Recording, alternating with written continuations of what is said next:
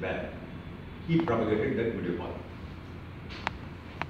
But earlier to that, Sri Krishna, in Bhagavad Gita itself, he has told, if anyone has to get something, he has to go in the middle path. Those who deviate towards left or towards right, the benefits what they get goes on reducing. You go to the extremities. For example, let us take the meditation field itself. You take any population, out of the population, we call it in engineering language the normal distribution curve. Normal distribution curve means if curve goes like this, then you decide the parameters. Suppose you want to select people per minute. So you fix a 5 feet lower limit, 6 feet upper limit, or 5.5 feet upper limit.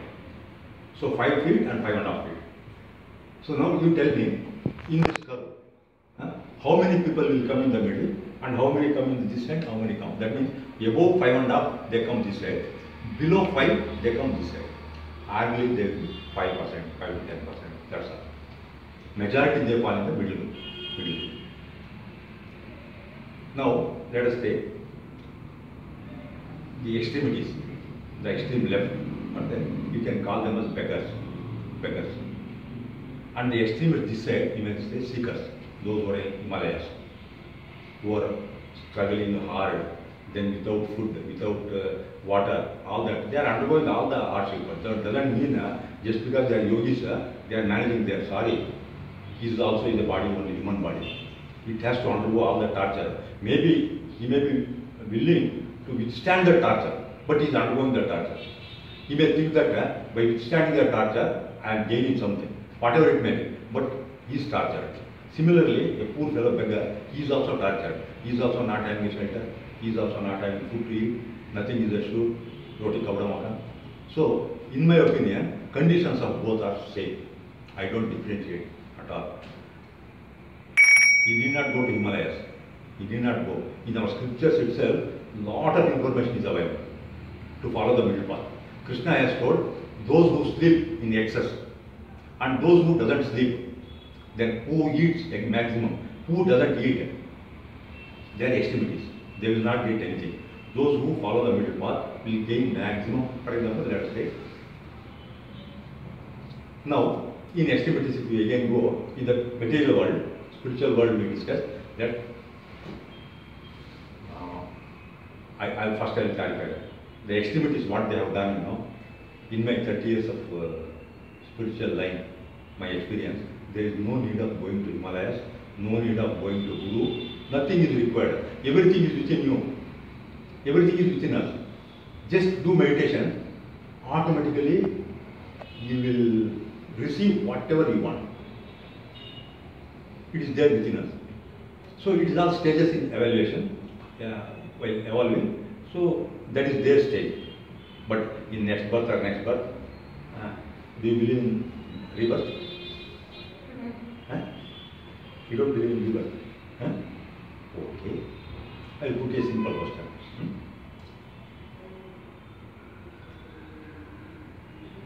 You have taken birth in a little well-to-do family. Is it? Why? A fellow should become a beggar without legs, without hands. That means paralyzed or something like that. And one side, affluent people. Why it is so?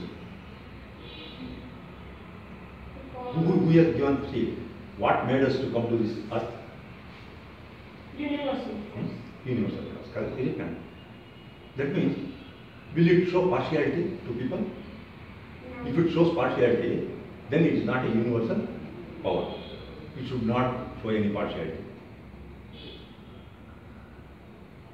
If that partiality is shown, it is not a universal power. I call it as God, let us say. That universal power, let us give it a name, God. Or Allah, Almighty, Aura Mazda, anything, any name you call it. If partiality is done, that means he is not God. Otherwise, people would not have worshipped him. If partiality is there, people would not have worshipped him. That means he is like a bank manager, that's all.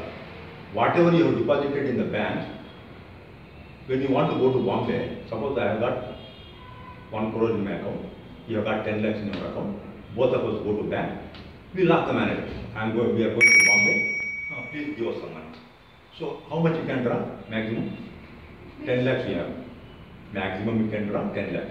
Whereas if you are going to stay only for 15 days or a month, you don't need 10 lakhs. You take little amount and go. Similarly, I have 1 crore.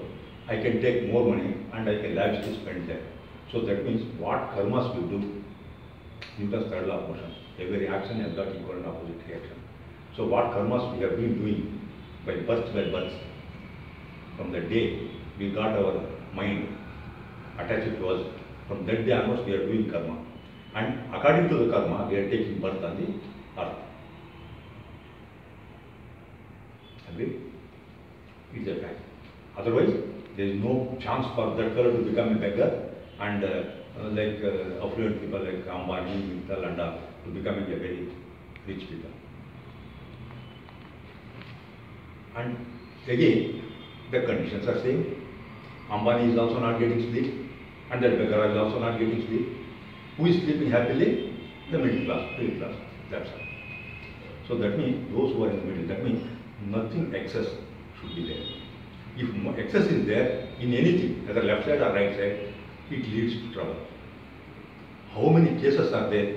Ambani has got a fleet of to fight the legal battles. He has got his own cell. There are more than 50 advocates, lawyers in all fields, criminal, civil, corporate law, many disciplines. He has got a fleet with people. And will he get sleep in the night? He has to take a pill or he has to take drinks, any one of it. Similarly, this fellow also, he will not get sleep because he has no food, no shelter, he is shivering, it is raining, condition is same for both. Whereas middle class people, you have a nice house, middle class, nice house, then you have good clothes to wear, then all amenities are there, whatever required, middle class, yes, we get interesting and we can enjoy the life. You don't have to fear. Night, the moment you sleep, you will get nice sleep. That's all. So those who go in the middle path, they will get back. Then I will suggest you why we should go in the middle path. Why not like Ambani and all, earn money and all? Why to have that indulge in that activities and get more money? It will not fetch you anything other than disturb the mind. Our lifespan, if you take our lifespan, what is your age? 26. Huh? 26. 26, that's all. Huh? There are 3 eyes in you. The moment you say I, huh, you are referring to one person. Like that, there are 3 persons in you, I. Now 26 years, what you told, it is for whom? Out of the 3. You know that 3 persons are there in you? Huh? You don't know. Huh? Suppose I will give you an example. I slept nicely in the house. Yesterday night, I got nice sleep. Huh? Who slept nicely yesterday night? You slept. Huh? You slept. Your body slept.